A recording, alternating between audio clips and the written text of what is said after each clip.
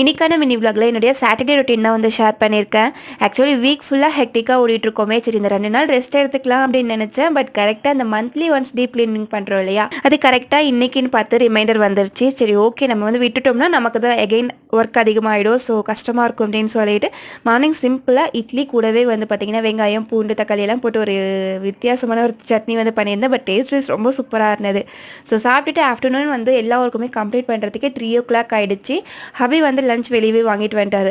சரி ஓகே, ஸ்நாக்ஸ்க்கு வந்து கொழுக்கட்டை வந்து பண்ணி கொடுத்துடலாம் அப்படின்ட்டு அதை தான் பண்ணி கொடுத்துருந்தேன். அண்ட் நைட் டின்னருக்குமே நான் வந்து பெருசாக எதுவுமே யோசிக்கல. பிரியாணிக்கு வந்து கிரேவி இருந்தது, கூடவே மார்னிங் வச்ச சட்னி. அண்ட் தென் வந்து பார்த்தீங்கன்னா மைதா மாவு ரொம்ப கம்மியாக இருந்தது, கூடவே ஒரு கை அளவுக்கு கோதுமை மாவு, கொஞ்சமாக ராகி ஆட் பண்ணி ஹெல்த்தியான வெர்ஷனில் பூரி செஞ்சுருக்கேன் அப்படின்னு சொல்லிட்டு ஒப்பேற்றி விட்டுட்டேன். ஏன் ஹபி என்னவோ நான் ஹெல்த்தியான வெர்ஷனில் பூரி பண்ணி கொடுத்துருக்கேன் அப்படின்னு சொல்லிட்டு அதுக்கு வேற காம்ப்ளிமெண்ட்ஸ் கொடுத்துட்டு சாப்பிட்டாரு. சரி நல்லா சாப்பிடுங்க அப்படின்னு நினச்சிட்டு ஹாப்பியாக இன்னைக்கான டே வந்து கம்ப்ளீட் பண்ணியாச்சு. ஸோ வீடியோ பிடிச்சிருந்ததுன்னா ஷேர் லைக் அண்ட் சப்ஸ்கிரைப் பண்ணிக்கோங்க. பாய்.